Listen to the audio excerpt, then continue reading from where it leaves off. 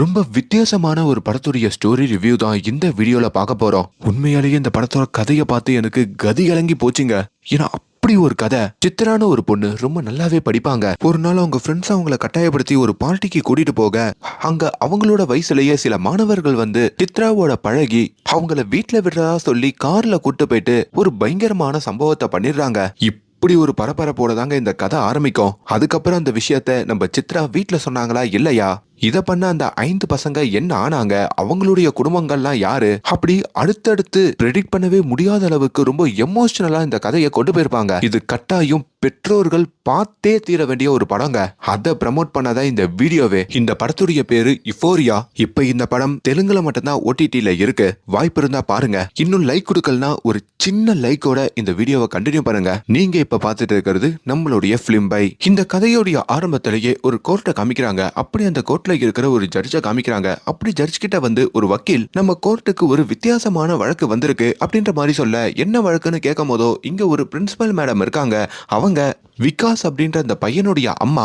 விகாஸை பத்தி நீங்களே கேள்விப்பட்டிருப்பீங்க. இப்போ அந்த வழக்குல தான் தான் குற்றவாளி, என்ன கைது பண்ணுங்கன்ற மாதிரி அவங்க வந்து சரண்டர் ஆயிருக்காங்க. இது வரைக்கும் இப்படி ஒரு கேஸ் நம்ம கோர்ட்டுக்கு வந்ததே இல்ல, எங்களுக்கு ஒண்ணுமே புரியலன்ற மாதிரியும் சொல்ல, இப்பதான் அந்த இடத்துல நம்ம படத்துடைய ஹீரோயினான விந்தியா அப்படின்ற மாதிரி அந்த லேடிய காமிக்கிறாங்க. அவங்க அப்படியே பரபரப்பா கோர்ட்டுக்கு வர, அவங்கள சுத்தி பிரஸ் மீடியாலலாம் வந்து கேள்வி கேட்க, அப்பதான் உண்மையிலேயே அவங்க யாரு, அவங்களோட பையனுடைய அந்த வித்தியாசமான கேஸ் என்ன அப்படின்ற எல்லாத்தையும் காட்டுறாங்க. சில வருஷங்களுக்கு முன்னாடி விகாஸ் பப்ளிக் ஸ்கூல் அப்படின்ற மாதிரி ஒரு பள்ளிக்கூடத்தை காமிக்க, அந்த பள்ளியில படிக்கிற ஒரு மாணவன் தான் அந்த விகாஸான இந்த படத்துடைய ஹீரோங்க. விகாஸுடைய அம்மா இப்ப அவர் படிக்கிற அந்த பள்ளியோடைய பிரின்சிபல், ஓனர் எல்லாமே. விகாஸுடைய அப்பாவும் ஒரு மிகப்பெரிய பணக்காரர், பிசினஸ் மேனு. சொந்தமா காரு, பங்களான்னு நிறைய இருக்கோங்க. அப்படி நம்ம விகாஸ் இருக்கான் பாத்தீங்களா, அவன் எப்பவுமே அவனுக்குன்னு ஒரு நண்பர் குழுவோட தான் சுத்துவான். அதுல ஒரு 5 பேரு. முன்ன சொல்லியிருக்கான்ல, விகாஸ் ஒரு பணக்காரன் அப்படின்ற மாதிரி. அவனுக்குன்னு சொந்தமா கார் எல்லாம் வாங்கி கொடுத்திருக்காங்க, பைக் வாங்கி கொடுத்திருக்காங்க. டெய்லி பள்ளிக்கு பைக்லயும் கார்லயும் தாங்க வருவான். ராத்திரியில நிறைய பார்ட்டியில போய் கலந்துப்பான். முக்கியமா அவனுக்கு நிறைய கெட்ட பழக்கங்கள்லாம் இருக்குங்க. அதை எல்லாத்தையும் ஃப்ரெண்ட்ஸா ஒன்னா சேர்ந்துதான் அவனுங்க எல்லாருமே பண்ணுவானுங்க. இது ஒரு பக்கம் இருக்க, இன்னொரு பக்கம் சித்ரா அப்படின்ற மாதிரி நம்ம செகண்ட் ஹீரோயினை காமிக்கிறாங்க. அவங்களும் இப்போ 12ஆம் வகுப்பு தாங்க படிச்சுக்கிட்டு இருக்காங்க. ரொம்ப சூப்பராகவே படிப்பாங்க. காலையில 5 மணிக்கெல்லாம் எழுந்து கொஞ்ச நேரம் படிச்சுட்டு 6 மணிக்கு வந்து தன்னுடைய அப்பா அம்மாவை நம்ம சித்ரா எழுப்புறாங்க. சித்ராவோட அப்பா அம்மாவும், ஒரு நாளாச்சு உனக்கு முன்னாடி எழுந்துக்கணும் பாக்குறோம், நீ என்னன்னா டெய்லி எங்களை எழுப்பி எங்களுக்கு காஃபி வேற போட்டு கொடுக்குற, இந்த மாதிரி ஒரு பொண்ணு கிடைக்கிறதுக்கு நாங்க கொடுத்து வச்சிருக்கணும்ன்ற மாதிரியும் அங்க அவங்க பேசிக்கிட்டு இருக்க. இது போக நம்ம சித்ராக்கு ஒரு தம்பி இருப்பாங்க. எப்ப பார்த்தாலும் அந்த தம்பியோட இவங்க சண்டை போட்டுக்கிட்டே இருப்பாங்க. காலையில இவங்க எல்லாரும் டைனிங் டேபிள்ல உட்காந்து ஒன்னா குடும்பமா தான் சாப்பிடுவாங்க. அப்படி ஒரு வேலையில தான் சித்ராக்கு அவங்களுடைய ஃப்ரெண்டு வாட்ஸ்அப்ல ஒரு பார்ட்டி பத்தி மெசேஜ் அனுப்புறாங்க. இன்னைக்கு இந்த பார்ட்டிக்கு போலாமா, நைட்டு பார்ட்டி தான், இல்ல பகல் பார்ட்டி தான், இதுலயாச்சும் வந்து கலந்துக்கேன் அப்படின்ற மாதிரி கூப்பிட, என்னால வர முடியாதுப்பா அப்படின்ற மாதிரி சித்ரா சொல்ல, வேணா உங்க அம்மா அப்பா கிட்ட நானே பர்மிஷன் வாங்குறேன்ற மாதிரி லவுட் ஸ்பீக்கர்ல போட சொல்றாங்க. இப்ப இவங்களும் லவுட் ஸ்பீக்கர்ல போட, அங்கிள் ஒரு வாட்டி அனுப்புங்க அங்கிள், ஃபேர்வெல் டே எல்லாம் வரப்போகுது, பகல் 1 மணிக்கு தான் பார்ட்டி ஆரம்பிக்குது, ராத்திரி நீங்க ஒரு 8-9 மணிக்கு வந்து உங்க பொண்ணை கூப்பிட்டுக்கலாம், நீங்களே டிராப் பண்ணி நீங்களே கூப்பிட்டு போங்க, நாங்க போனா ஃபன் பண்ணுவோம் அங்கிள், ப்ளீஸ் அங்கிள் அப்படின்ற மாதிரி கேட்க, அதுல என்னமா தாராளமா கூட்டிட்டு போ, நானே வந்து டிராப் பண்றேன் அப்படின்ற மாதிரியும் அந்த வீட்டுல ஒத்துக்கிறாங்க. அப்படி நம்ம சித்ராவையும் அவங்க அப்பா இப்ப கொண்டு வந்து அந்த பார்ட்டி நடக்கிற இடத்துலயுமே டிராப் பண்றாருங்க. அப்படி நம்ம சித்ரா அவங்களுடைய தோழியை பார்க்க அப்படியே அங்க ஜாலியா டான்ஸ் ஆடிக்கிட்டு இருக்க, நம்ம சித்ராக்கு கெட்ட பழக்கங்கள் எதுவுமே இல்லைங்க. அங்க அழகான பொண்ணு அந்த இந்த சித்ராவை முன்னாடி ஹீரோன்னு சொல்லி விகாஸ் அப்படின்ற ஒரு பையனை பத்தி சொல்லிருப்பான் பாத்தீங்களா, அவன் பாக்குறான் எவ்வளவு அழகான பொண்ணு அப்படின்ற மாதிரி. அங்க நம்ம சித்ரா கிட்டையும் வந்து பேசுறான். உங்க உதடுக்கு கீழே என்ன இருக்கு, ஏதோ கரை இருக்கா அப்படின்ற மாதிரி தொடக்க வர, ஐயோ அது என் மச்சங்க அப்படின்ற மாதிரியும் சொல்லிட்டு அங்க நம்ம சித்ராவும் சிரிக்கிறாங்க. கொஞ்ச நேரத்திலேயே அங்க விகாஸ் தன்னுடைய 5 நண்பர்கள் இருக்கானுங்க பாத்தீங்களா, அவங்க எல்லாரையுமே சித்ரா கிட்டையும் அவங்க ஃப்ரெண்டு கிட்டையும் இன்ட்ரோடியூஸ் பண்ணி வைக்க, நீங்க என்ன மாதிரியான சாங்லாம் கேட்பீங்க, அந்த சாங் சொல்லுங்க, இங்க நான் அதை பிளே பண்றேன் அப்படின்ற மாதிரியும் இந்த விகாஸ் சொல்றாங்க. எனக்கு சாமி பாட்டு தான் ரொம்ப பிடிக்கும்ன்ற மாதிரி ஹீரோயின் அங்க நக்கல் பண்ண, உடனே அங்க சாமி பாட்டை போட்டு வேற அந்த பார்ட்டியில டான்ஸ் ஆட ஆரம்பிக்கிறாங்க. இப்போ ஒரு வழியா அந்த பார்ட்டி முடியுதுங்க. நம்ம ஹீரோயின் தன்னோட அப்பாவோட தான் அந்த பார்ட்டியில இருந்து வீட்டுக்கு வராங்க. ஆனா வீட்டுக்கு வரப்போ அவங்க முகத்துல அப்படி ஒரு சோர்வு, ஒரு பயம், ஒரு மயக்கம், இது எல்லாமே இருக்குங்க. அப்படி மயக்கத்தோடயே அம்மா கிட்டையும் தம்பி கிட்டையும் கூட சரியா பேசாம மேலே இருக்கிற அவங்களுடைய ரூமுக்கும் போறாங்க. என்னாச்சுங்க, ஏங்க இப்படி போறா அப்படின்ற மாதிரி அங்க நம்ம சித்ராவுடைய அம்மா கேட்கும் போதோ அப்பாவுமே தெரியல, டயர்டா இருப்பா, அவளை ஃப்ரீயா விடுன்ற மாதிரி சொல்லிடுறாரு. இப்போ சித்ராவுமே பாத்ரூம்ல உட்காந்து கதறி எழுகுறாங்க. ரொம்ப டயர்டா தன்னோட ரூம்லயும் வந்து படுக்கிறாங்க. அப்பதான் நம்ம சித்ராக்கு அவங்களோட தோழி கிட்ட இருந்து போன் கால் வருது. ஏ மச்சி, அந்த பசங்க அந்த வீடியோ வேற இன்ஸ்டாகிராம்ல போட்டானுங்கடி, இப்ப என்னடி பண்றதுன்ற மாதிரியும் கேட்க, இப்ப சித்ராவும் போனை ஓபன் பண்ணி பார்த்தா அந்த 5 பசங்க வந்து பேசியிருப்பாங்க பாத்தீங்களா, அவங்க ஒரு கார்ல கூட்டு போயிட்டு இந்த சித்ரா கிட்ட தப்பா நடந்திருப்பானுங்க. அதை ஒரு வீடியோ எடுத்து வேற அதை சோசியல் மீடியால போட்டு வச்சிருக்கானுங்க. இதை பார்த்தோம் நம்ம சித்ரா கதறி எழுகுறாங்க. இதே வேளையில இங்க இந்த விகாச காமிக்க விகாசும் பயங்கர டென்ஷன் ஆகுறாங்க. தன்னுடைய ஃப்ரெண்ட்ஸ் அந்த 4 பேரையும் போட்டு அடி அடின்னு அடிக்கிறான். டேய் பைத்தியக்காரனுங்களா, போனோமா என்ஜாய் பண்ணோமா வந்தோமான்னு இருக்கணும், எதுக்குடா அதை வீடியோ வேற எடுத்து இப்படி சோசியல் மீடியால போஸ்ட் பண்ணீங்கன்ற மாதிரி கேட்க, ஏ மச்சி நான் சும்மா ஜாலியா ஃபன் பண்றதுக்கு தான் போஸ்ட் பண்ணேன், அதை உடனே டெலீட் பண்ணிட்டேன், யாரும் பார்த்திருக்க மாட்டாங்க, கூலாகிரு அப்படின்ற மாதிரி சொல்ல, டேய் லூசு, ஒருவேளை அந்த பொண்ணு பார்த்திருந்தா அவ பயந்து போய் போலீஸ்ல கம்ப்ளைண்ட் பண்ணிட்டானா நம்ம வாழ்க்கையே போச்சுடா, ஏன்டா இப்படி பண்றீங்க, இதெல்லாம் தேவையில்லாத வேலைடா அப்படின்ற மாதிரியும் இந்த 5 பேருமே பேசிக்கிட்டு இருக்காங்க. இங்க நம்ம ஹீரோயினுடைய வீட்டை காமிக்க, என்ன நேரமாச்சு இன்னும் நம்ம பொண்ணு சித்ரா சாப்பிட வரலையே அப்படின்ற மாதிரியும் அப்பா அம்மா யோசிச்சுக்கிட்டு இருக்காங்க. அப்பதான் சித்ராவும் ரொம்ப டயர்டாவோட டின்னர் சாப்பிட்றதுக்கு கீழே வராங்க. வரும்போதே ரொம்ப டயர்டா இருக்கிறத பாக்குறாங்க. என்ன பொண்ணு ரொம்ப சோர்வா இருக்காளே அப்படின்னு சொல்லி அப்பாவும் என்னாச்சுமா அப்படின்ற மாதிரி பக்கத்துல கை வைக்க வர, உடனே அப்பாவோட கைய சித்ரா தடுத்து நிப்பாட்டி, என்ன தொடாத தள்ளி போ அப்படின்ற மாதிரி கத்துறாங்க. தம்பியும் என்னாச்சுக்கா அப்படின்ற மாதிரி கேட்க வர, தள்ளி போடா அப்படின்ற மாதிரி கத்திட்டு தான் அம்மா கிட்டையும் வந்து கட்டி அணைச்சுக்கிறாங்க. என்னாச்சுமா, என்னம்மா இப்படி இருக்க, உண்மையை சொல்லுமா, பார்ட்டியில என்ன நடந்ததுன்ற மாதிரி கேட்க, அப்பதான் சித்ரா அங்க உட்காந்து கதறி எழுகுறாங்க. அம்மா, பார்ட்டி ராத்திரி 7-8 மணிக்கு தான் முடியும்னு சொன்னாங்க, ஆனா 4 மணிக்கெல்லாம் பார்ட்டி முடிஞ்சிருச்சுமா. நான் என் ஃப்ரெண்டோட அங்க இருந்து கிளம்பும் போதோ அப்ப நான் அந்த பார்ட்டியில பார்த்து பேசின அந்த 5 பசங்களும் அந்த விகாசும் வந்தாமா, அவங்க ஒரு கார்ல வந்து உங்க அப்பா வரதுக்கு லேட் ஆச்சு, என் கூட வரியா அப்படின்ற மாதிரி கூப்பிட்டான் அப்படின்ற மாதிரி அந்த கதைக்குள்ள போக, ஹீரோயினும் இல்ல நான் வரல, எங்க அப்பா போன் பண்ணா வந்துருவாருன்ற மாதிரி சொல்லுவாங்க. ஐயோ, நாங்க எல்லாருமே பக்கத்துல இருக்கிற ஒரு பேக்கரிக்கு தான் போறோம், அங்க போய் நம்ம பப்ஸ் கேக்கு எதனா சாப்பிட்டுட்டு இருக்கலாம், அப்போ உங்க அப்பாவை கால் பண்ணி கூப்பிட்டா வருவாரு, இல்லனா போற வழியில நாங்களே உன்னை வீட்டுல டிராப் பண்ணிடுறோம்னு சொல்லி அங்க நம்ம ஹீரோயினை, நீ ரொம்ப படிச்ச பொண்ணு, பெரிய ஆளு, எங்க கூட எல்லாம் வரத்துக்கு தயங்க மாட்டேன்னு நினைச்சேன், நீ என்ன பயப்படுறிய அப்படின்ற மாதிரிலாம் கேக்குறானுங்க. அதை கேட்டதும் நம்ம சித்ராவுமே, நானா பயந்தவ, அதெல்லாம் ஒன்றும் இல்லை, நான் வரேன் அப்படின்ற மாதிரி இப்போ அந்த பசங்களோட காரில் ஏறுறாங்க.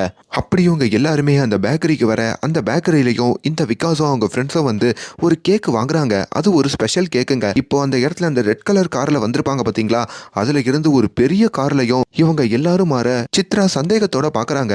எதுக்காக இந்த காரில் மாத்துறீங்கன்ற மாதிரி கேட்டதுக்கு, அதில் இடம் பத்தல, இதில் கொஞ்சம் ஃப்ரீயாக போகலான்ற மாதிரிலாம் சமாளிச்சு இப்போ அந்த கார்லையும் ஏற்றி அந்த கேக்கை கொடுக்குறாங்க. அதில் நம்ம சித்ராவும் ஒரு மாதிரி மயக்கமடைய, உடனே அந்த விகாஸ் நம்ம சித்ரா கிட்ட தப்பா நடந்திருக்காங்க, சித்ரா இதெல்லாம் வேணான்ற மாதிரி எவ்வளவோ சொல்லியிருக்காங்க, உதவி கேட்டு அங்க பயங்கரமா கத்திருக்காங்க. ஆனா அந்த பசங்க அதை எதையுமே கேட்காம நேரா அங்க பக்கத்துல இருக்கிற ஒரு முட்டு சந்துக்கும் நம்ம சித்ராவை கூட்டிட்டு போயிட்டு அந்த 5 பேருமே அவங்க கிட்ட தப்பா நடந்துட்டு அதுக்கப்புறம் அவங்கள கொண்டு வந்து ஒரு 7 மணி வாக்குல அந்த பார்ட்டி நடந்த இடத்துல விட்டுட்டு போயிருக்காங்க. அதனால்தான் நம்ம சித்ரா இப்படி உடஞ்சு போனதா அங்க சொல்றாங்க. இதை கேட்கிற அம்மாவுமே கதறி எழுகுறாங்க. வெளியே வந்து தான் கணவர்கிட்டையும், நம்ம பொண்ணு அவனுங்க என்ன தெரியுமாங்க பண்ணிருக்கானுங்க, அவனுக்கு 5 பேருமே மிருகங்க, மனுஷங்களே இல்லைங்க அப்படின்ற மாதிரியும் அங்க சொல்ல, இதுல அந்த குடும்பமே உடஞ்சு போய் இதுக்கு மாதிரியும் பொறுத்தது போதும், உடனடியா நம்ம பொண்ணை கூப்பிட்டுட்டு ஹாஸ்பிட்டலுக்கு போவோம், என்னாச்சுன்ற மாதிரி பார்ப்போம் அப்படின்ற மாதிரியும் அங்க இவங்க பேசிக்கிட்டு இருக்காங்க. அப்பதான் நம்ம சித்ரா வெளியே வராங்க. எதுக்கு மருத்துவமனைக்கு போறோம், முதல்ல போலீஸ் ஸ்டேஷனுக்கு போவோம் அப்படின்ற மாதிரி சொல்றாங்க. என்னமா சொல்ற, இது வெளியே தெரிஞ்சா நம்ம குடும்பத்துக்கு தான் அசிங்கன்ற மாதிரி சொல்ல வர, எதுப்பா அசிங்கம், தப்பு பண்ணவனுங்க சும்மா அங்க ஜாலியா உக்காந்துட்டு இருப்பானுங்க, இங்க நம்ம அழுவணுமா, அவனுங்க அழுவணும்பா, அவனுங்க கஷ்டப்படணும், நம்ம போலீஸ் ஸ்டேஷனுக்கு போவோம் அப்படின்ற மாதிரி சொல்லிட்டு இப்ப இவங்க அங்க இருந்து போலீஸ் ஸ்டேஷன் போற மாதிரி காமிக்க, அப்படி அங்க ஒரு இன்ஸ்பெக்டர் இருக்காருங்க. அவர்கிட்டயுமே அந்த அப்பா அம்மா வந்து இந்த விஷயத்த சொல்றாங்க. சித்ரா கிட்டையும் நீ உன் வாயால சொல்லணுமா, நடந்தது எல்லாத்தையும் சொல்லு அப்படின்ற மாதிரி கேட்க, ஆனா சித்ராவால அந்த இன்ஸ்பெக்டர் கிட்ட சொல்ல முடியலைங்க. ஒரு மாதிரி அழுது போய் ஒரு மாதிரி கதறாங்க. அதை பார்த்து புரிஞ்சுக்கிற இன்ஸ்பெக்டரும், ஓகேம்மா எனக்கு புரியுது, நீ என்கிட்ட இதெல்லாம் பேச வேணாம், இதை பத்தி விசாரிக்கிறதுக்குன்னே ஒரு ஸ்பெஷல் பிரான்ச் இருக்கு, நான் உன்னை அங்க அனுப்பி வைக்கிறேன் அப்படின்ற மாதிரி சொல்லிட்டு இந்த மாதிரி கேசஸை ஹேண்டில் பண்ற ஒரு இடத்துக்கும் அனுப்புறாங்க. அந்த இடத்துலயுமே பூர்ணா அப்படின்ற மாதிரி ஒரு மகளிர் போலீஸ் இருக்காங்க. அவங்களும் இந்த விஷயத்த கேள்விப்பட்டு பீதி அடைய, இப்போ நம்ம சித்ராவையும் அவங்க கொஞ்சம் கம்ஃபர்டபுளா ஜூஸ் எல்லாம் கொடுத்தோம், சாப்பாடெல்லாம் கொடுத்தோம் அங்க ஆக்குறாங்க. சித்ராவோட அப்பா அம்மாவை வெளியே வெயிட் பண்ண வச்சுட்டு இப்ப சித்ரா கிட்டையும், நீ என்கிட்ட ரொம்ப ஃப்ரெண்ட்லியாவே பேசலாமா, நீ என்ன நடந்தது அப்படின்ற எல்லா உண்மையும் சொன்னாதான் எங்களால கரெக்டான ஆக்ஷன் எடுக்க முடியும் அப்படின்ற மாதிரியும் கேட்க, அதுக்கப்புறம் தான் சித்ரா நடந்த ஒவ்வொரு விஷயத்தையும் சொல்ல ஆரம்பிக்கிறாங்க. அதை கேட்க கேட்க அங்க இருக்கிற பெண் போலீஸ் எல்லாருக்குமே கண்ணீரே வந்துருதுங்க. இப்போ சித்ராவை கூட்டிட்டு வந்து ஹாஸ்பிட்டல்லையும் சில செக்கப் எல்லாம் எடுக்க அதை எல்லாத்துலயுமே அந்த விஷயம் உறுதியாகுது. கொஞ்ச நேரத்திலேயே ஒரு முட்டு சந்துக்கு கூட்டு போயிட்டு தானே அவங்க காரை நிப்பாட்டினானுங்கன்னு நம்ம சித்ரா சொல்லியிருப்பாங்க. அந்த இடத்தையும் சில ஆதாரங்களை கலெக்ட் பண்றாங்க. அதே மாதிரி சிசிடிவி ஃபுட்டேஜ்லையும் சித்ரா பார்ட்டி முடிஞ்சு போகும்போதோ அந்த பசங்களோட போனதும் பேக்கரியில எடுத்த ஃபுட்டேஜ், அதுக்கப்புறம் கார் மாறுறப்போ எடுத்த ஃபுட்டேஜ்னு சொல்லி எல்லாத்தையும் கலெக்ட் பண்றாங்க. இப்போ இந்த கேஸை ரொம்ப ஸ்பெஷலா விசாரிக்கிறதுக்காக ஏசிபி ஜெயதேவ் அப்படின்ற மாதிரி ஒருத்தர் வராருங்க. அவரோட தலைமையில உடனடியா இதுக்கு நம்ம ஆக்ஷன் எடுத்தாகணும் அப்படின்ற மாதிரி இப்ப அந்த 5 பசங்க இருக்கானுங்க பாத்தீங்களா, இந்த விகாஸும் அவனுடைய ஃப்ரெண்ட்ஸ் எல்லாரையுமே அங்க கைது பண்றாங்க. கைது பண்ண கையோட இப்ப நம்ம ஜெயதேவ் பிரஸ் மீட் கொடுக்க வராரு. பிரஸ்லயுமே மானாவரியா கேள்வி எழுப்புறாங்க. என்ன சார் நடந்துட்டு இருக்கு நம்ம ஊர்ல, இதுக்கு ஒரு எண்டே இல்லையா, நீங்க என்ன சார் ஆக்ஷன் எடுத்திருக்கீங்க அப்படின்ற மாதிரி கேட்க, அப்பதான் ஜெயதேவும் அந்த 5 பசங்களையும் கைது பண்ணியாச்சு, இதுக்கு காரணம் அந்த 5 பசங்க மட்டும் இல்ல, அவங்கள வளர்த்த அவங்க அப்பாவும் தான், ஒரு சரியான பேரண்டிங் இல்லாதப்போ பசங்க எவ்வளவு மோசமா தான் வளருவாங்க அப்படின்ற மாதிரியும் சொல்றாரு. இப்ப அந்த 5 பசங்களுடைய அப்பாலாம் யாருன்னு பார்க்கும் போதோ, ஒருத்தனுடைய அப்பா கவுன்சிலர் ஆகவும், இன்னொருத்தருடைய அப்பா இந்த வட்டிக்கு விட்டு சம்பாதிக்கிறனாகவும், ஒருத்தருடைய அப்பா எம்எல்ஏ, இன்னொருத்தருடைய அப்பா மினிஸ்டர் அப்படின்ற மாதிரிலாம் சொல்றாரு. அப்பதான் கடைசியா ஒரு பேரண்ட்ஸை பத்தி அவர் சொல்றாருங்க. அது யாருடைய பேரண்ட்ஸ்னா, இந்த விகாஸ் இருக்கான் பாத்தீங்களா, அவனுடைய அப்பாங்க. அவரோட அப்பா ஒரு மிகப்பெரிய பிசினஸ் மேனா. அவர் சம்பாரிச்சு ஒரு பள்ளிக்கூடத்தையே கட்டியிருக்காராம். அதுதான் விகாஸ் இன்டர்நேஷனல் பள்ளிக்கூடம். அங்க படிக்கிற ஒரு ஸ்டூடெண்ட் தான் இந்த விகாஸ். கொடுமை என்னன்னா, விகாஸோடைய அம்மா அதே பள்ளியில இருக்கிற பிரின்சிபல், அவங்களோட பேரு விந்தியா அப்படின்ற மாதிரி சொல்றாங்க. அதுதான் ஓப்பனிங் சீன்ல காமிச்ச நம்ம ஹீரோயின். அப்படி பிரின்சிபலா இருந்துகிட்டே அவங்க பையனை அவங்க சரியா வளர்க்கலன்ற மாதிரியும் அவங்க சொல்ல, இந்த மாதிரி கேஸ் நம்ம ஊருக்கு ஒன்றும் புதுசு இல்ல. இந்த மாதிரி பசங்க பார்ட்டி இது அதுன்னு சுத்திட்டு நல்லா தண்ணிய போட்டுட்டு கொஞ்ச நாளுக்கு முன்னாடி ஒரு 4 பசங்க சேர்ந்து காரை ஓட்டி எதிர்க்க வர குடும்பத்து மேல விட்டுட்டாங்க. அந்த குடும்பத்துல இருக்கிற எல்லாருமே அங்க போய் சேர்ந்துட்டாங்க. அதே மாதிரி கொஞ்ச நாளுக்கு முன்னாடி ஒரு சைக்கோ உருவானா, அவனோட பேரு ஷாஹிலு. அவனும் இது மாதிரி தண்ணிய போட்டுட்டு ரோட்ல போற அப்பாவிகள் எல்லாம் போட்டு தள்ளனா, அவனையும் இப்போ ஜெயில தான் வச்சிருக்கோம். அந்த வரிசையில தான் இப்ப இந்த 5 பசங்களும் வந்திருக்காங்கன்ற மாதிரியும் அங்க சொல்றாங்க. இது சொன்ன உடனே நம்ம ஹீரோயினை காமிக்க, அதாவது விந்தியா இருக்காங்களே, அந்த 5 பேர்ல ஒருத்தனான விகாஸோட அம்மா அவங்க மன உளைச்சலுக்கு ஆளாகிறாங்க. ஏன்னா இந்த விந்தியா ஆல்ரெடி பெண் சுதந்திரம், பெண்களுக்கு எதனா அநீதி நடந்தா அதுக்கு எதிர்த்து போராடுறவங்க. தான் பையனாலேயே இப்படி ஒரு பொண்ணுக்கு ஒரு கொடுமை நடந்துடுச்சேன்னு சொல்லி அங்க தன்னுடைய பிரின்சிபல் வேலையையே அவங்க ராஜினாமா பண்றாங்க. அப்படி ராஜினாமா பண்ணிட்டு அவங்க அந்த பள்ளியில இருந்து வெளியே போக, இப்ப அந்த பள்ளிக்கூடம் முழுக்க இருக்கிற பசங்க எல்லாருமே இந்த ஆசிரியைய போட்டு பயங்கரமா கலாய்க்கிறாங்க, திட்டுறாங்க, அவமானப்படுத்துறாங்க. உங்க பையனையே இந்த லட்சணத்துல வளர்த்திருக்கீங்கன்ற மாதிரிலாம் அங்க பேச, அங்க விந்தியாக்கோ எப்படி இதை ரியாக்ட் பண்றதுன்னு புரியாம அங்க அவமானப்பட்டு தான் வீடு திரும்புறாங்க. வீட்டுக்கு வந்ததும் நம்ம ஹீரோயினுடைய கணவர் வராருங்க. நம்ம பையன் இந்த அளவுக்கு கெட்டு போயிருக்கானா, அதுக்கு நீதாங்க காரணம். அவன் கேட்கும் போதே அவனுக்கு பைக் வாங்கி கொடுக்கறது, கார் வாங்கி கொடுக்கறது, அதை எடுத்துக்கிட்டு ராத்திரி அவன் ஊரு சுத்துறது, பாக்கெட் மணி கொடுக்கறது, இப்படி கொடுத்து கொடுத்து நீங்க தான் அவனை கெடுத்து வச்சிருக்கீங்க. என் பார்வையில வளர்ந்துருந்தா நம்ம பையன் இப்படி போயிருப்பானான்ற மாதிரிலாம் அங்க ஹீரோயின் கதை. சரி, நடந்தது நடந்துருச்சு, இப்ப நம்மளுக்கும் ஆப்ஷன் இல்ல. இப்ப நம்ம பையனை எப்படின்னா ஜாமீன்ல வெளியே கொண்டு வரணும், அவன் ஸ்டேஷன்ல ரொம்ப கஷ்டப்படுவான்ற மாதிரி சொல்ல, ஆனா ஹீரோயினுக்கு கோவம் வருது. எது இப்படி ஒரு கொடுமையை பண்ணிட்டு அவன் ஜாமீன்ல வரணுமா, அவன மாதிரி பசங்களாம் வரவே கூடாது, அவனுக்கான தண்டனையா அனுபவிச்சுதான் ஆகணும் அப்படின்ற மாதிரியும் அங்க அந்த பையனோட அம்மாவான விந்தியாவே சொல்றாங்க. இது அந்த அப்பாக்குமே ஷாக்கிங்கா இருக்குங்க. இப்படி ஒரு வேலையில தான் நம்ம ஹீரோயின் சில நாட்களுக்கு முன்னாடி நடந்த இந்த கதையை நினைக்கிறாங்க. அப்போ தன்னோட பையனை அவங்க ரொம்ப பாசமா வளர்த்திருப்பாங்க. இவங்க 2 பேருக்கும் அவன் ஒரே பையன் அப்படின்றதுனால அவன் கேட்கிற எல்லாத்தையுமே இவங்க செஞ்சிருப்பாங்க. இன்ஃபேக்ட் அம்மாவை விட அப்பா ரொம்ப செல்லமாவும் கேட்கறது எல்லாத்தையும் கொடுக்கறதுனால அந்த பையன் ரொம்ப ஆணவத்தோட பண திமிரோட தாங்க வளர்ந்துருப்பான். அதனால்தான் இப்ப இந்த சமூகத்துல இப்படி ஒரு குற்றத்தை பண்ணிருக்கான் போல. அதை எல்லாத்தையும் இப்ப ஹீரோயின் நினைச்சு பார்த்து நொந்து நொந்து போறாங்க. இப்ப நம்ம ஜெயதேவ் இருக்காரு பாத்தீங்களா, அதை ஏசிபி, அவருமே லாக்அப்ல இருக்கிற அந்த 5 பசங்க கிட்ட வந்து விசாரிக்கிறாரு. 2 நாளா அடிச்சுக்கிட்டு இருக்கோம், எதனா வாயை திறந்தானுங்களா அப்படின்ற மாதிரி கேட்க, இல்ல சார் எதுவுமே திறக்கல, 2 நாளா பசிக்குதுன்னு தான் சொல்றானுங்க. பசிக்குதுன்னு சொல்றானுங்களா, ஏன் சாப்பாடு போடலையான்ற மாதிரி ஏசிபி கேட்க, இல்லையே, உடனே சாப்பாடு போடுங்கயா, என்ன கேட்கறானுங்க சாப்பிட, பாரடைஸ் பிரியாணி தான் வேணுமா, அப்படியா, அப்போ ஒரு 25 பேக்கெட் பிரியாணி வாங்கிட்டு வா அப்படின்ற மாதிரியும் சொல்ல, அப்படி அந்த 25 பேக்கெட் பிரியாணியும் வாங்கிட்டு வராங்க. இப்ப அந்த இடத்துல இந்த 5 பேரையுமே உட்கார வைக்கிறாங்க.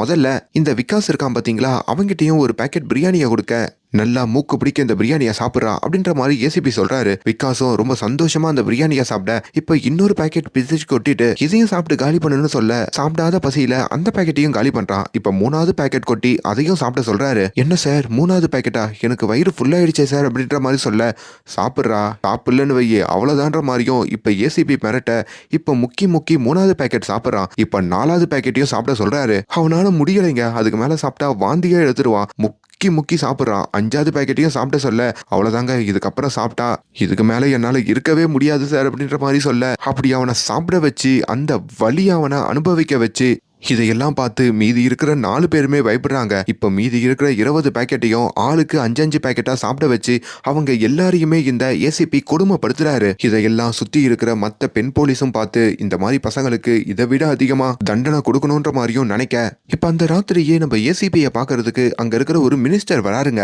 யோ ஏசிபி, அதுல இருக்கிற ஒரு பையன் என்னோட பையன், இந்த இதை வச்சுக்கிட்டு அவனை சீக்கிரமா வெளியே விடு அப்படின்ற மாதிரி சொல்ல ஆனா அதுக்குள்ள ஏசிபி அங்க இருக்கிற நீதிபதிக்கு போன் பண்ணிடுறாரு. அவங்களுமே அந்த 5 பேரையுமே நீங்க கோர்ட்ல வந்து சரண்டர் பண்ணணும் அப்படின்ற மாதிரி சொல்ல இப்ப மினிஸ்டராலையும் ஒன்னும் பண்ண முடியல. கொஞ்ச நேரத்திலேயே இப்ப அந்த 5 பேரையும் கூப்பிட்டுக்கிட்டு அந்த ஏசிபி ஒரு காருக்கு வராரு. அந்த கார்லயுமே இப்ப நீங்க அன்னைக்கு என்ன பண்ணீங்க அப்படின்றத நடிச்சு காமிக்க போறீங்க அப்படின்ற மாதிரி அந்த 5 பேரையுமே நடிக்க சொல்ல அப்படி அங்க ஒரு பொண்ணையும் உட்கார வைக்கிறாரு. நீ அந்த சித்ரா பொண்ணு கிட்ட எப்படி எல்லாம் தப்பா நடந்தன்றத இப்ப நீ பண்ணி காமிக்கணும்ன்ற மாதிரியும் சொல்ல இப்ப அந்த 5 பசங்களும் அழுதுகிட்டே அங்க நடிச்சு காமிக்கிறாங்க.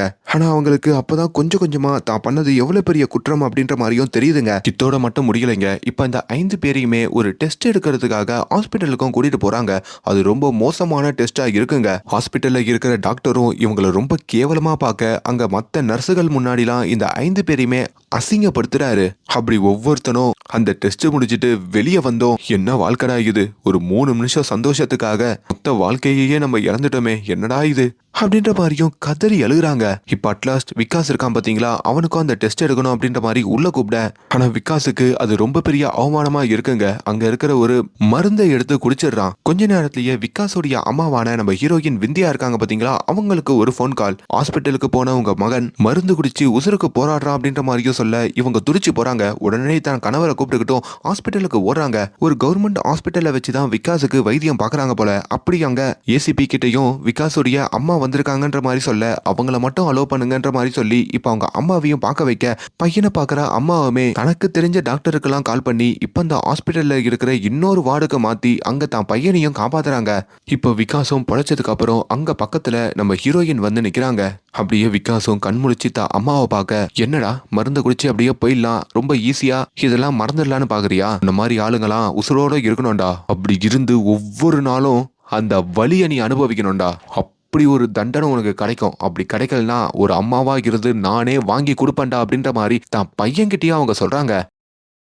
அப்படி சொல்லிட்டு அவங்க அங்க இருந்து வெளியே போக இதையெல்லாம் அந்த போலீஸும் கவனிக்கிறாங்க. இப்படி ஒரு அம்மாவான்ற மாதிரியும் புல்லரிச்சு போகுது. விகாஸும் மனசொடைஞ்சு போறாங்க. இப்ப கொஞ்ச நேரத்திலேயே இந்த கேஸை ஹேண்டில் பண்ற அந்த கோர்ட்டுக்கு வர அது ஒரு ஸ்பெஷலான நீதிமன்றமா இருக்குங்க. அங்க ஒரு ரூமுக்குள்ளயும் இந்த 5 பேரையுமே உட்கார வச்சுட்டு அங்க நம்ம சித்ரா இருக்காங்க பாத்தீங்களா, அவங்களையுமே ஒரு ஓரத்துல உட்கார வைக்கிறாங்க. சித்ரா கிட்டையும் அங்க இருக்கிற நீதிபதி நீ ரொம்ப கம்ஃபர்டபுளா தானமா இருக்க, ஒன்னும் பிரச்சனை இல்லையே, நடந்ததெல்லாம் சொல்லாமா அப்படின்ற மாதிரி கேட்க அப்பதான் சித்ராவும் தனக்கு நடந்த கொடுமையை பத்தி ஒன்னா சொல்ல ஆரம்பிக்கிறாங்க. அதை கேட்க கேட்க அவங்களுக்குமே மனசெல்லாம் ஒரு மாதிரி சங்கடம் ஆகுது. இப்ப அந்த இடத்துல எதிர்த்தரப்பு லாயரான இந்த பசங்களுக்கு சப்போர்ட் பண்ணி ஒரு லாயர் எழுந்துக்கிறாரு. இந்த பொண்ணு சொல்றது எல்லாமே பொய், சிசிடிவி ஃபுட்டேஜ் எல்லாம் நீங்க பாத்தீங்கன்னாலே தெரியும், இந்த 5 பசங்களும் அந்த பொண்ணு ஒன்னும் கடத்திக்கிட்டுலாம் போல, இந்த பொண்ணே விருப்பப்பட்டு தான் கூட போயிருக்கா, அப்படி விருப்பப்பட்டு போயிட்டு கடைசியில வந்து அந்த பசங்களை தப்பு சொல்றது நியாயம் இல்லை அப்படின்ற மாதிரி சொல்ல ஆனா ஜட்ஜிக்கு கோவம் வந்துருதுங்க. இங்க பாருங்க, அந்த வீடியோல அந்த பொண்ணு கூட போற மாதிரி இருக்கு, ஆனா கூட போற பொண்ணு கிட்ட தப்பா நடக்கிறதுக்கும் வாய்ப்பு இருக்கு, அப்படி நடக்கலனா அதுக்கான ஆதாரத்தை நீங்க சப்மிட் பண்ணுங்க, அதை விட்டுட்டு ப்ரெடிக்ட்லாம் பண்ண முடியாதுன்னு சொல்லியும் உங்களுக்கு 1 வாரம் டைம் அப்படின்னு அந்த எதிர்த்தரப்பு லாயருக்கும் அவங்க டைம் கொடுக்குறாங்க. இங்க நம்ம சித்ராவும் அந்த 1 வாரம் வீட்டில் அழுதபடி தாங்க இருக்காங்க. இங்க சித்ராவுடைய வீட்டுக்கும் அந்த பசங்களுடைய பேரண்ட் எல்லாம் வராங்க. ஒரு 5 கோடி ரூபாய் பணத்தையும் 100 பவுன் நகையெல்லாம் கொண்டு வந்து கொடுத்து இந்த கேஸை வாபஸ் வாங்க சொல்லி கேட்க ஆனா சித்ராவுடைய அப்பா விடாப்பிடியா இருக்காரு. தயவு செஞ்சு வெளியே போயிடுங்க, இல்லைன்னா அவமானப்படுத்தி வெளியே அனுப்புவோன்ற மாதிரிலாம் அவங்கள அசிங்கப்படுத்தி வெளியே அனுப்புறாங்க. இப்போ 1 வாரம் கழிச்சு மறுபடியும் அந்த நீதிமன்றத்துக்கு கேஸ் வர அப்பதான் ஜட்ஜி கிட்ட போலீஸ்காரங்க வந்து ஒரு முக்கியமான ஆதாரத்தை சப்மிட் பண்றாங்க. ஓப்பனிங் சீன்ல இந்த பசங்க ஒரு வீடியோவை இன்ஸ்டாகிராம்ல இன்ஸ்டாகிராம்ல போட்டு டெலீட் பண்ணிருப்பானுங்க பாத்தீங்களா, அந்த வீடியோ இப்போ கிடைக்குதுங்க. அதையுமே இப்போ ஜட்ஜி பாக்குறாங்க. அப்படி அந்த பொண்ணுக்கு நடந்த கொடுமையை பத்தி வீடியோ மூலமா அவங்களுக்கு தெரியுதுங்க. இதுக்கு மேலேயும் பொறுமையா இருக்கக்கூடாது, தப்பு எல்லாமே இந்த 5 பசங்க மேலதான், அதனால இந்த 5 பேருக்குமே ஆயுள் தண்டனை கொடுக்குறேன் அப்படின்ற மாதிரியும் அங்க ஜட்ஜி ஒரு தீர்ப்பை கொடுக்க, அந்த தீர்ப்பு வந்ததும் அங்க நம்ம சித்ராக்கும் அவங்க குடும்பத்துக்கும் அப்படி ஒரு சந்தோஷம். சித்ரா சந்தோஷமா சாப்பிட போலாமா, ஒன்னா உட்காந்து சாப்பிடுவோன்னு சொல்லி இப்போ அங்க ஜட்ஜுமே சித்ராவோட சாப்பிட போக, இன்னொரு பக்கம் இந்த 5 பசங்களும் மூஞ்சில மாஸ்கெல்லாம் போட்டபடி அங்கிருந்து ஜெயிலையும் அடைக்கப்படுறாங்க. அப்படி 5 பேரையுமே தனித்தனியா ஒவ்வொரு ஜெயில பிரிச்சு தாங்க அடைக்கப்படுறாங்க. அப்படி இந்த விகாஸ் இருக்கான் பாத்தீங்களா, அவனோட வாழ்க்கையை இப்போ காமிக்கிறாங்க. விகாஸ் அந்த ஜெயிலுக்கு போகும்போதே அவனை எல்லாரும் ரொம்ப கேவலமா தான் பாக்குறாங்க. ஆல்ரெடி ஜெயில இருக்கிறவங்க எல்லாம் குற்றவாளிகள் அப்படின்றதுனால விகாஸ் ரொம்ப பயப்படுறான். முன்னாடி ஒரு சைக்கோ ஷாஹில் அப்படின்ற மாதிரி ஒருத்தனை பத்தி சொல்லிருப்பான் பாத்தீங்களா, அந்த சைக்கோ ஷாஹில் கூட இப்போ அந்த ஜெயில தாங்க இருக்கான். அவ வேணுமுன்னே நம்ம விகாஸ் கிட்ட வம்பு பண்ணிக்கிட்டே இருக்கான். சொல்ல முடியாத அளவுக்கு பல கொடுமைகளையும் கொடுக்குறான். இதெல்லாம் பொறுத்து ஒரு இடத்துல நம்ம விகாஸுக்கும் பயங்கர கோவம் வந்துருதுங்க.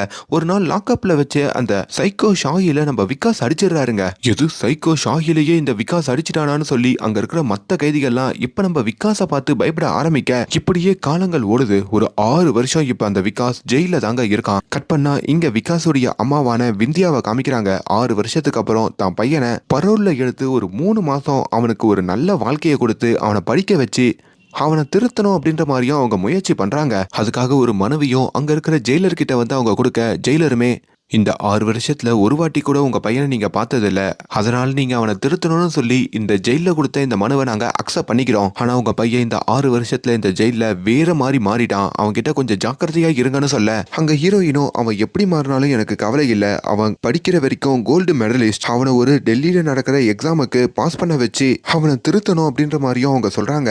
அப்படி ஜெயில இருக்கிற தான் பையனையும் அவங்க 6 வருஷத்துக்கு அப்புறம் வந்து பார்க்க, தான் பையன் அங்க வேற மாதிரி இருக்காங்க. தாடிலாம் வளர்த்துக்கிட்டு ஒரு ரவுடி மாதிரி தான் இருக்கான். அப்படி அவனையும் பரோல்ல நம்ம ஹீரோயின் வெளியில கூட்டிட்டு வர, ஆனா வெளியில கூட்டிட்டு வரும்போதே அவங்களுக்கு முகமெல்லாம் மாறுது. இன்னொரு பக்கம் இந்த விகாஸும் அம்மாவுக்கு கொஞ்சம் கூட மரியாதை கொடுக்காம அம்மா உட்காந்துருக்கிற சீட்டு மேலேயே கால் எடுத்து வைக்கிறான். அதுக்கப்புறம் தன்னுடைய ஃப்ரெண்டு ஒருத்தனுக்கும் கால் பண்ணி பேசுறான். மச்சான் வெளியே வந்துட்டேன்னு சொல்லிட்டு உடனே அந்த கார் ஒரு சிக்னல்ல நிற்கும் போதோ அந்த கதவை திறந்து அங்கிருந்து ஓடிடுறான். இதையுமே ஹீரோயின் பார்க்க, ஐயோ இவன் வேற ஓடிட்டானேன்னு சொல்லி இப்ப தான் பையனை சேஸ் பண்ணியும் ஓடுறாங்க. அம்மா வரத்துக்குள்ள அங்க தன்னுடைய ஃப்ரெண்டையும் வந்து இப்போ இந்த விகாஸ் பார்த்துட்டு தான் ஃப்ரெண்டோடைய வீட்டுக்கும் போறாங்க. அப்படி அந்த வீட்டுல உட்காந்து நிறைய பேர் தண்ணியை போட்டுக்கிட்டோம் சில தவறான பழக்கங்கள் எல்லாம் ஆளாக்கிக்கிட்டு இருக்காங்க. இப்போ அவங்களோட சேர்ந்து அதை இந்த விகாஸும் எழுதுகிறாங்க. கொஞ்ச நேரத்திலேயே அந்த வீடை தேடி கண்டுபிடிச்சு ஹீரோயின் வராங்க. அங்க போதையில இருக்கிற தான் பையனையும் பாக்குறாங்க. அவங்களுக்கும் பயங்கர கோவம் வருது. அங்க சுத்தி முட்டி இருக்கிற மத்தவங்கள போட்டு பயங்கரமா திட்டுறாங்க. இப்பதான் என் பையனை ஜெயில இருந்து வெளியே கூட்டிட்டு வந்தேன், அதுக்குள்ள அவனை இப்படி கெடுத்து வச்சிருக்கீங்களே, போலீஸுக்கு கால் பண்ணவா, உங்க எல்லாரையும் மாட்டி விடவா அப்படின்ற மாதிரியும் கத்துறாங்க. குறிப்பிட்டு சொல்லணும்னா அங்க ஒரு பொண்ணு வேற இருக்காங்க. அந்த பொண்ணை போட்டு கழுவி ஊத்துறாங்க. இப்ப அங்க மயக்கத்துல இருக்கிற தான் பையனையும் கைத்தாங்களா ஹீரோயின் அவங்களுடைய வீட்டுக்கு கூட்டிட்டு வர, அப்படி வீட்டுல வந்து இறங்குனதுக்கு அப்புறமும் இந்த விகாஸ் கொஞ்சம் மயக்கத்துல தாங்க இருக்கான். அதை எல்லாரையும் தெருவுல இருக்கிறவங்களும் முக்கியமா இந்த விகாஸோடைய அப்பாவும் பாக்குறாரு. இவனை எதுக்கு இங்க கூட்டிட்டு வந்த, இதுக்கு மேல இவனை திருத்த முடியாதுன்னு சொல்ல, நான் தான் கூட்டிட்டு வந்திருக்கேன், இவனை நான் திருத்தி காமிக்கிறேன்ற மாதிரியும் அங்க ஹீரோயின் சொல்லிட்டு பையனையும் வீட்டுக்குள்ள கூட்டிட்டு போறாங்க. ஏரியால இருக்கிறவங்களும் இப்படி ஒரு மோசமான ஆளை நம்பி இந்த ஏரியால எங்களால இருக்க முடியாது, தயவு செஞ்சு அவனை ஜெயிலுக்கு கூட்டு போங்கன்னு சொல்ல, இப்ப அந்த தெருக்காரங்க கூட எல்லாம் சண்டை ஆகுதுங்க. இங்க ஹீரோயினுக்கும் தான் பையனுக்கு தேவையான நிறைய விஷயங்களை சமைச்சு கொடுக்குறாங்க. பையனையும் பாத்துக்கிறாங்க. அவனை நல்லா ஏசி ரூம்ல தூங்க வைக்கிறாங்க. இவ்வளவு பண்ணிட்டு அடுத்த நாள் காலையில தான் பையனுடைய ரூமுக்கு வந்து பார்த்தா அங்க தான் பையனோட இந்த மொட்டை மாடியில ஒரு பொண்ணை பார்த்திருப்பாங்க பாத்தீங்களா, கழுவி கூட ஊத்திருப்பாங்களே, அந்த பொண்ணு படுத்துக்கிட்டு இருக்காங்க. அட கொய்யால நீ எல்லாம் திருந்தவே மாட்டியான்னு சொல்லி பாத்ரூம்ல இருந்து பக்கெட்ல தண்ணி எடுத்துட்டு வந்து தான் பையன் மேலேயும் அந்த பொண்ணு மேலேயும் ஊத்தி அந்த பொண்ணையும் அங்க இருந்து வெளியே போக சொல்ல, பையனுக்குமே அங்க பயங்கர கோவம் வருதுங்க. சும்மா தேவையில்லாம எங்க அம்மா வேற எல்லாத்துலயும் தலைகிட்டு இருக்கு அப்படின்ற மாதிரியும் நினைக்கிறான். நம்ம ஹீரோயின் இருக்காங்களே, அவங்க இந்த ஐஐடிக்கு கோச்சிங் சென்டர்லாம் வச்சு மொட்டை மாடியில கிளாஸ் எடுப்பாங்க. நிறைய ஸ்டூடெண்ட்ஸ்லாம் வந்து படிப்பாங்க. இப்ப அந்த கிளாஸுக்கும் இந்த விகாஸ் வராங்க. என்ன எல்லாரும் படிச்சுட்டு இருக்கீங்களா, எங்க அம்மா கிட்ட படிச்சா நீங்களா உருப்பட மாட்டீங்க, நானும் உங்களை மாதிரி தான் படிச்சேன், ஆனா திடீர்னு எங்க அம்மா என்ன ஜெயிலுக்கு அனுப்பிடுச்சு, அதெல்லாம் படிக்காதீங்க அப்படின்னு சொல்லி அங்க இருக்கிற புக்கெல்லாம் அந்த விகாஸ் கொளுத்தி போட, இதையும் ஹீரோயின் பாக்குறாங்க. அவங்களுக்கும் பயங்கர கோவம் வருது.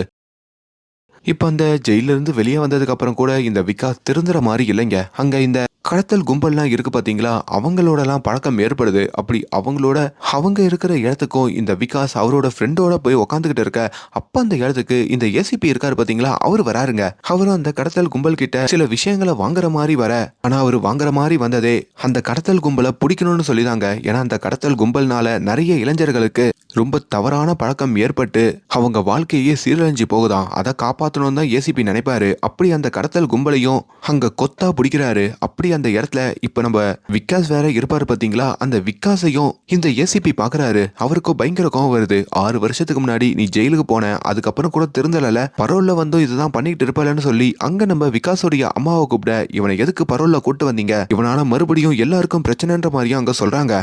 விகாஸோட அம்மாவோ அந்த ஏசிபி கிட்ட மன்றாடி கேட்டுக்கிறாங்க, இவனை மட்டும் என்கிட்ட ஒப்படைச்சிருங்க, நான் இவனை பாத்துக்கிறேன், மத்தவங்களெல்லாம் நீங்க கைது பண்ணி கூட்டு போலான்னு சொல்லி விகாஸோட இருந்த மத்தவங்களெல்லாம் இப்போ ஸ்டேஷனுக்கு கூட்டு போறாங்க. விகாஸை மட்டும் இப்ப அவங்க அம்மா பாத்துக்கிறாங்க. ஏசிபி இருக்காரு பாத்தீங்களா, அவருமே இப்ப நம்ம ஊர்ல இருக்கிற நிறைய இளைஞர்கள்லாம் தப்பு பண்றதுக்கு முக்கியமான காரணமே இந்த மாதிரியான பழக்கங்கள் தான். இந்த எல்லாத்தையுமே நம்ம கண்டுபிடிச்சு மொத்தமா அழிச்சிட்டோம்னா பசங்க யாருமே கெட்டு போக மாட்டாங்கன்ற மாதிரியும் நம்புறாரு. இப்ப இந்த கதை எல்லாமே ஆந்திராவில் தான் நடந்துகிட்டு இருக்கு. எதுக்கு சம்பந்தம் இல்லாம ஆந்திராவில் நடக்குது அப்படின்றத மென்ஷன் பண்றேன்னா, நம்ம ஊர் பாலிடிக்ஸை ஃபாலோ பண்றவங்களுக்கு தெரியும். இப்ப நம்ம ஹீரோயின் அவங்களோட வீட்டுல இருக்க அங்க தான் பையனையும் பாக்குறாங்க. ஏண்டா உன்னை எவ்வளவு கஷ்டப்பட்டு பரோல்ல கூட்டு வந்து திருத்தணும்னு நினைச்சாலும் ஏண்டா இப்படி இருக்க, ஏண்டா இப்படி எனக்கு வந்து பிறந்த, நீ திருந்தவே மாட்டியான்னு சொல்லி அங்க ஒரு துப்பாக்கிய ஹீரோயின் எடுக்கிறாங்க. இப்ப அந்த துப்பாக்கியும் அவங்க பையன் ஹீரோயின் கிட்ட இருந்து புடுங்க அங்க அம்மாவுக்கும் பையனுக்கும் ஒரு மோதல் வருதுங்க. அப்படி அந்த மோதல்ல தான் அம்மாவையே இந்த விகாஸ் இருக்கான் பாத்தீங்களா, அவன் ஒரு மாதிரி தப்பா பாத்துறாங்க. இத கவனிக்கிற நம்ம ஹீரோயின் வித்யாவோ ஒரு மாதிரி உடஞ்சு போறாங்க. அங்க தான் பையனையும் தள்ளி விட்டுட்டு, ஏன்டா எனக்கு வந்து பிறந்த, எவ்வளவு சீப்பாவாடா இருப்ப, ஐயோ இப்படி ஒரு புள்ள எனக்கு பிறந்துட்டானே, நான் என்ன பண்றதுன்ற மாதிரியும் அவங்க அங்க கதறி அழுக.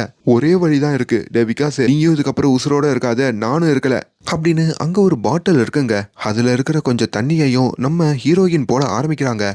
இத குடிச்சுக்கிட்டே இருந்தா போய் சேர்ந்துருவாங்க தானே, நானும் இதுக்கப்புறம் குடிக்க ஆரம்பிக்கிறேன் அப்படின்ற மாதிரியும் அங்க அவங்க குடிக்க, அப்பதான் விகாசமே தான் எவ்வளவு பெரிய மிருகமா வாழ்ந்தோம் அப்படின்ற மாதிரி புரிஞ்சுக்கிறான். அந்த ராத்திரி முழுக்க நம்ம விகாஸ் கதறி அழுகிறான். அடுத்த நாள் காலையில எழுந்து தான் அம்மா கிட்டையும் மன்னிப்பு கேட்கலான்னு மேல போனா, மறுபடியும் ஹீரோயின் அங்க தண்ணியை போட்டு தாங்க இருக்காங்க. அதையும் இந்த விகாஸ் பார்த்துட்டு, அம்மா தயவு செஞ்சு இதெல்லாம் பண்ணாதம்மா, இதுக்கப்புறம் நான் தெரிஞ்சிடுவோமா, நல்லவனா மாறிடுவோமா, ஒழுக்கமா இருக்கமா அப்படின்ற மாதிரியும் சொல்ல, அதெல்லாம் நம்ப முடியாதடா, நீ இப்படியே தாண்டா இருப்ப, நாளைக்கு மறுபடியும் வேற எதனா ஒரு பொண்ணு கிட்ட தப்பா நடந்தா கூட ஆச்சரியப்படத்துக்கு இல்லை அப்படின்ற மாதிரியும் அங்க அவங்க சொல்லிக்கிட்டு இருக்காங்க. இப்படி ஒரு வேலையில தான் இந்த விகாஸ் இருக்கான் பாத்தீங்களா, அவன் இந்த ஜெயில இருக்கும் போதோ ஒரு 2 கேங் அங்க இருந்திருக்குங்க. ஒன்னு இந்த விகாஸுடைய கேங்கு, இன்னொன்னு அந்த சைக்கோ ஷாஹில் அப்படின்றவனுடைய கேங்கு. 2 பேருமே நிறைய தவறான விஷயங்களை வெளி உலகத்துல பண்ணிருக்கானுங்க போல, அதுவும் ஜெயில இருந்தே பண்ணிருக்கானுங்க.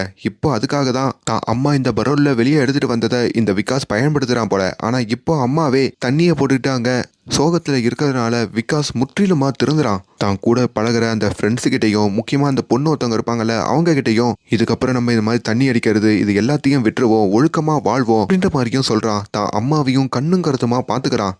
அப்படி ஒரு ரியாலிட்டியான வேர்ல்டுக்கு இந்த விகாஸ் வரும்போது தான் அவனை சுத்தி அங்க என்ன நடக்குதுன்னே அவனுக்கு புரியுதுங்க. முக்கியமா பெண்கள் கிட்ட எப்படி நடந்துக்கணும், எப்படி அவங்கள மதிக்கணும்ன்ற மாதிரிலாம் அவன் அப்பதான் தெரிஞ்சுக்க ஆரம்பிக்கிறான். ஒரு நாள் ரோட்ல விகாஸ இந்த சித்ராவுடைய தோழி ஒருத்தவங்க பார்த்துட்டு அடிக்க செய்யறாங்க. அவங்க கிட்டயும் அடி வாங்கிட்டு வந்துடுறான். விகாஸ் ஒரு பொண்ணோட பழகுவாங்க பத்தியா, அந்த பொண்ணுமே ரொம்ப நல்லா படிக்கிற பொண்ணுங்க. அவங்களும் இந்த தவறான பழக்கத்தினால்தான் இப்படி ஒரு மோசமான வாழ்க்கைக்கு போயிருப்பாங்க. அப்படி இந்த பழக்கத்துல இருந்தும் எல்லாரும் வெளியே வந்து அதை எல்லாத்தையும் எரிக்க செய்யறாங்க. இப்ப விகாஸ் இப்படி ஒரு நார்மலான லைஃபுக்கு திரும்பினது அவங்க அம்மாவுக்குமே ரொம்ப பிடிச்சி போகுதுங்க. கொஞ்ச நாள்ல அவங்க அம்மாவுமே தண்ணி அடிக்கிறதெல்லாம் ஸ்டாப் பண்ணிட்டு அங்க நம்ம விகாஸை எதுக்கு கூட்டிட்டு வந்தாங்களோ அதுக்கு படிக்க வைக்க ஆரம்பிக்கிறாங்க. அப்படி விகாஸுக்கும் நிறைய கிளாஸ் எல்லாம் எடுக்கிறாங்க. விகாஸும் ரொம்ப தீவிரமா படிக்கிறான். இங்க விகாஸ் மாறினது அங்க சைக்கோ ஷாஹில் இருக்கான் பாத்தீங்களா, அவனுக்கு சுத்தமா பிடிக்கலைங்க. முக்கியமா விகாஸுமே போலீஸ் கிட்ட இந்த சைக்கோ ஷாஹில் தான் ஜெயில இருந்து வெளியில பல நெட்வொர்க் எல்லாம் வச்சிருக்கான்ற மாதிரியும் கோத்து விட, இப்ப அவனுக்கு தெரிஞ்ச நெட்வொர்க் எல்லாத்தையுமே க்ளோஸ் பண்ணணும்ன்ற மாதிரியும் இந்த ஏசிபி நினைக்கிறாரு. சைக்கோ சாகில் கிட்டையும் அதை பத்தி விசாரிக்கிறாரு. ஆனா அந்த சைக்கோ சாகில் என்ன பண்றான், ஜெயில இருந்து தப்பிச்சிடுறான். அப்படி அந்த விகாஸ் இருக்கான் பாத்தீங்களா, அவன் அசந்த நேரமா பார்த்து அவனை போட்டு தள்ளிடலாம் அப்படின்ற மாதிரியும் வர அதே வேளையில தான் இங்க நம்ம விகாஸை காமிக்கிறாங்க. அவரு ஒரு மலை உச்சியில உட்காந்து அப்படியே ஃபீல் பண்ணிக்கிட்டு இருக்க அப்ப அந்த இடத்துக்கு விகாஸோடைய ஒரு நண்பன் வராங்க. இவன் யாருன்னா விகாஸோடைய 8 வருஷத்துக்கு முன்னாடி அந்த ஜெயிலுக்கு போனவன். எனக்கு இப்பதான்டா பரோல் கிடைச்சது. நானும் உன்ன மாதிரி 3 மாசம் வெளியே இருக்கிறதுக்கு தான் வந்தேன். ஆனா அப்படி வரப்போதான் உங்க அம்மா பண்ண ஒரு பயங்கரமான விஷயத்த பத்தி கேள்விப்பட்டேன். நம்ம இப்போ இந்த தண்டனையை அனுபவிச்சுக்கிட்டு நம்ம வாழ்க்கையே அழிஞ்சு தெரிஞ்சுக்கிட்டு இருக்கோம்னா அதுக்கு உங்க அம்மா தாண்டா காரணம்ன்ற மாதிரி விகாஸ் கிட்ட அந்த பையன் சொல்றான். ஏன்னு கேட்டதுக்கு கோர்ட்ல ஒரு வீடியோ பிளே ஆச்சு ஞாபகம் இருக்கா? ஆக்சுவலி அந்த வீடியோ எடுத்த போதே அந்த போனை நான் டெலீட் பண்ணிட்டு ஒரு சாக்கடைக்குள்ள தூக்கி போட்டுட்டேன். ஆனா அதுக்கப்புறம் உங்க அம்மா தான் அந்த போனை அந்த சாக்கடையில இருந்து எடுத்து போலீஸ் கிட்ட அந்த ஆதாரத்தை கொடுத்திருக்காங்க. அந்த ஆதாரத்தை வச்சுதான் நம்ம எல்லாரையுமே கைது பண்ணி இந்த ஜெயிலுக்குள்ள அடைச்சாங்க. அது மட்டும் இல்லனா நம்ம ஈஸியா வெளியே வந்திருக்கலாம், தப்பிச்சிருக்கலான்ற மாதிரி அந்த பையன் சொல்றான். இதை கேட்கிற விகாஸுக்குமே அவங்க அம்மா மேல ஒரு மாதிரி கோபம் கலந்த அழுகை வருதுங்க. அதே வேளையில இங்க விகாஸை தேடி இந்த சைக்கோ ஷாஹில் வேற வந்துற அங்க இவங்க 2 பேருக்கும் சண்டை நடக்குது. சண்டையோட முடிவுல போலீஸ் வந்து நம்ம விகாஸை காப்பாத்தி சைக்கோ ஷாஹிலையும் போட்டு தள்ளுறாங்க. அதுக்கப்புறம் அந்த கடத்தல் லிங்க் எல்லாம் கண்டுபிடிச்சு இந்த ஏசிபியும் எல்லாத்தையும் அழிக்கிறாரு. இப்ப விகாஸும் தான் அம்மா மேல இருக்கிற கோபத்தினாலையும் அம்மா தான் அந்த ஆதாரத்தை வெளிவிட்டாங்க அப்படின்றதுனாலையும் நான் எதுக்கு அம்மா சொல்றபடி படிச்சுக்கிட்டு நான் மறுபடியும் ஜெயிலுக்குள்ளேயே போறேன்ற மாதிரி அங்க போலீஸ் கிட்ட சரண்டர் ஆகி அந்த பரோல் காலம் முடிஞ்சு மறுபடியும் அந்த ஜெயிலுக்கு போற மாதிரி காமிக்க இங்க நம்ம ஹீரோயின் இருக்காங்கல்ல விகாஸோட அம்மா, அவங்களுமே கதறி எழுதுறாங்க. எவ்வளவு தொலைவு வந்து அவன் நல்லா படிச்சு இப்ப போய் எக்ஸாம் எழுதாம அவன் வாழ்க்கையை மாத்திக்காமையே ஜெயிலுக்கு போயிட்டானேன்ற மாதிரியும் அழுகுறாங்க. அப்பதான் அவங்களுக்கு ஒரு விஷயம் புரியுது. நம்ம அவனை சரியா வளர்க்கல, இப்ப அவன் ஒரு தப்பு பண்ணிருக்கானா அதுக்கு நம்மளும் சரி பங்கு காரணம் அப்படின்ற மாதிரி உணர்ந்து நேரா ஓப்பனிங் சீன்ல ஒரு கோர்ட்டுக்கு வந்திருப்பாங்கல்ல அந்த கோர்ட்டுக்கு வந்திருப்பாங்க. அப்படி தாமாலேயே ஒரு கேஸை போட்டுக்கிட்டு அந்த விகாஸ் இப்படி பண்ணதுக்கு தான் தான் காரணம் அப்படின்ற மாதிரியும் சொல்லியிருப்பாங்க. இப்ப இந்த கேஸை விசாரிக்கிற ஜட்ஜுமே இதை கேட்டு கலங்கி போக, இப்படி எத்தனை அப்பா அம்மா வந்து தான் பசங்க பண்ற தப்புக்கு தான் தான் காரணம்னு சொல்லுவாங்கன்னு தெரியல. ஆனா நீங்க சொல்லியிருக்கிறது வரவேற்கத்தக்கது அப்படின்ற மாதிரி சொன்னதும் அங்க கோர்ட்ல இருக்கிற சில பேரண்ட்ஸ் எல்லாம் எழுந்துக்கிறாங்க. என் பையன் அவன் டியூஷன் வாதியார போட்டு அடிச்சிட்டான், அதுக்கு தான் தான் காரணம், நான் தான் தப்பு பண்ணிட்டேன் அப்படின்னு ஒருத்தன் சொல்ல, இன்னொருத்தர் ஒரு பொண்ணு லவ் பண்ணாததுக்காக அந்த பொண்ணை போட்டு என் பையன் மிரட்டி இருக்கான், அதுக்கும் தான் தான் காரணம், நான் என் பையனை வளர்க்கல அப்படின்ற மாதிரி இன்னொருத்தர் சொல்றாரு. அப்படி ஒவ்வொருத்தரும் அதை முன்வைக்க, ஆனா ஜட்ஜுமே ஒரு பையன் ஒரு பொண்ணு நல்லபடியா வளர்றதுக்கு அவங்க அப்பா அம்மா தான் சரி பங்கு வகிக்கணும். நீங்க சொல்றத அக்செப்ட் பண்ணிக்க முடிஞ்சாலும் தப்பு உங்க மேலேயும் இருந்தாலும் அதுக்கு என்னால தண்டனை கொடுக்க முடியாது. இங்க பாருமா ஹீரோயின், நீங்க முன்னாடி ஒரு ஸ்டெப் எடுத்தீங்கல்ல, உங்க பையனை அட்லீஸ்ட் திருத்தணும், அவன் தெரிஞ்ச தப்ப அவன் உணரணும்ட்டு அதை வேணா மறுபடியும் ட்ரை பண்ணுங்க, அதுல எதனா ஒரு விஷயம் மாறலாம் அப்படின்ற மாதிரியும் சொல்லிட்டு இப்ப இந்த கேஸையும் தள்ளுபடி பண்றாரு. இப்ப மறுபடியும் இன்னொரு பரோல்ல நம்ம விகாஸை வெளியே கூட்டிட்டு வர, ஆனா விகாஸுக்கு அது சுத்தமா பிடிக்கலைங்க. அப்பதான் அவன் முழு தப்பையும் உணர்றான். எங்க அம்மாவால தான், எங்க அம்மா கொடுத்த ஆதாரத்தால தான் நான் ஜெயிலுக்கு போனதா ஃபீல் பண்ணேன். ஆனா எல்லாத்தையும் யோசிச்சு பார்க்கும் போதோ என்ன மாதிரி ஆளுங்களாம் ஜெயில சந்தோஷமா இருக்கானுங்க, அங்கேயும் போய் கெட்டுதான் போறானுங்க. எங்களை மாதிரி ஆளுங்க உசுரோடையே இருக்கக்கூடாது சார். அந்த துப்பாக்கியை வச்சு என்னை போட்டு தள்ளிடுங்க சார், என் தப்பெல்லாம் எனக்கு புரிஞ்சிருச்சு சார், எனக்கு இன்னொரு சான்ஸ் எல்லாம் வேணாம் சார், ஒரு சான்ஸே போதும் சார், போதும் சார், போதும் சார் அப்படின்ற மாதிரியும் கத்தறி அழுகுறான். இப்ப அவன் தப்ப உணர்ந்ததை பார்த்து அங்க இருக்கிற ஹீரோயினும் ஓரளவுக்கு சந்தோஷப்பட, அங்க அந்த ஏசிபிய வந்து இப்ப நீ உன் தப்ப உணர்ந்துட்ட, ஆனா இங்க இருக்கிற எத்தனையோ பேரு இதெல்லாம் உணராம உன்ன மாதிரி 1000 கணக்குல வெளியே சுத்திக்கிட்டு இருக்காங்க, நீ படி, அது மூலயமா எதனா மாறலாம், அந்த 1000 பேருக்கு நீ எது தப்பு அப்படின்றத புரிய வச்சு எல்லாத்தையும் மாத்தி காமி அப்படின்ற மாதிரியும் சொல்றாங்க. அதுபடி இப்ப விகாஸும் முழுசா திருந்தி அங்க ஷேவெல்லாம் பண்ணிக்கிட்டு நல்லா படிக்கிறான். அப்படி அந்த ஐஐடி எக்ஸாம் எழுதுறதுக்கு டெல்லிக்கு போனோம் அப்படின்ற மாதிரியும் அங்க இருக்கிற டிஸ்ட்ரிக்ட் கோர்ட்ல வந்து உயர் அதிகாரியான மேஜிஸ்ட்ரேட் கிட்ட பர்மிஷன் கேட்கணுங்க. அப்படி அந்த உயர் அதிகாரியா வந்து இங்க இந்த விகாஸ் பார்க்க வரப்போ அந்த உயர் அதிகாரியா அங்க யார் தெரியுமா உட்காந்துக்கிட்டு இருக்கா? நம்ம சித்ராங்க. சித்ராவை பார்த்ததும் விகாஸ் கதறி அழுகிறான், தேம்பி அழுகிறான், மன்னிப்புன்ற மாதிரி கேட்கறான். ஆனா அது எதையுமே கண்டுக்காம என்ன வேணும்ன்ற மாதிரியும் அங்க நம்ம சித்ரா கேட்க, அப்பதான் அந்த ஃபைல் எல்லாம் கொடுக்குறான். பக்கத்துல வந்தோம் சித்ராவுடைய அசிஸ்டன்ட் 7 வருஷத்துக்கு முன்னாடி நடந்த ஒரு கேஸ்ல ஒரு பொண்ணோட வாழ்க்கையே அழிச்சவன் இவன் அப்படின்ற மாதிரிலாம் சொல்ல, சித்ராவுக்கும் புரியுதுங்க. அவங்க ஜஸ்ட் இந்த விகாசிய பாக்குறாங்க. நீ எனக்கு எவ்வளவு பெரிய கெடுதி வேணா பண்ணிடலாம், அது நீ தெரிஞ்சு கூட பண்ணலாம், ஆனா நான் உன்ன மாதிரி இல்லடா, உனக்கு இன்னொரு சான்ஸ் கொடுக்குறேன், இன்னொரு வாழ்க்கையை கொடுக்குறேன் அப்படின்ற மாதிரி முடிவு பண்ணிட்டு நீ ஐஐடி எக்ஸாம் எழுத போறேன்னு சொல்றல, அதுல இருந்து ஒரு 3 கேள்வி கேட்கறேன், பதில் சொல்லிட்டேன்னா உனக்கு அப்ரூவல் கொடுக்குறேன்னு சொல்லி ஒரு 3 கேள்வி கேட்கறாங்க. விகாஸும் அழுதுகிட்டே குற்றத்தோட அதுக்கு பதில சொல்ல, இப்போ அப்ரூவல் அப்படின்ற மாதிரி ஒரு சீலை போட்டோம் அங்க விகாஸ் கிட்ட கொடுக்குறாங்க. அதாவது விகாஸுக்கு அந்த கடவுளே வந்து தன்னை மன்னிச்சு இன்னொரு வாய்ப்பை கொடுத்த மாதிரி அப்பதாங்க உணர்றான். அங்க நம்ம சித்ராவையும் பார்த்து கையெடுத்து கும்பிட்டு அதை வாங்கிக்கிட்டு வெளியே வரான். அங்க வெளியே வெயிட் பண்ணிக்கிட்டு இருக்கிற தான் அம்மாவோட காலில் விழுந்து விகாஸ் அவனோட கண்ணீரை அம்மா கால்ல செலுத்துறான். அந்த அப்ரூவல் கிடைச்ச விஷயத்தையும் அங்க காமிக்கிறான். விகாஸ் இன்னமும் கைதி தாங்க. பரோல்ல வந்துதான் இப்ப அந்த எக்ஸாம் எழுதுறதுக்காக அவன் டெல்லிக்கு போறான். மறுபடியும் அவன் ஜெயிலுக்கு வந்துதான் ஆகணும். இப்படி என்னதான் இந்த விகாஸால தனக்கு இப்படி ஒரு கொடுமை நடந்திருந்தாலும் அதை எல்லாத்தையும் மன்னிச்சு ஏத்து அவனுக்கும் ஒரு வாழ்க்கை கொடுத்த ஒரு மனம் இருக்குல்ல, அவங்க தாங்க அந்த சித்ரா. அப்படி அவங்க மேல இந்த கதை முடியுது. ஸோ இந்த படம் எப்படி இருந்தது அப்படின்றத கீழே கமெண்ட்ல சொல்லுங்க. அண்ட் மேலும் இந்த மாதிரியான வீடியோஸை தொடர்ந்து பார்க்கறதுக்கு நம்மளுடைய சேனலை சப்ஸ்கிரைப் பண்ணுங்க. Thank you so much.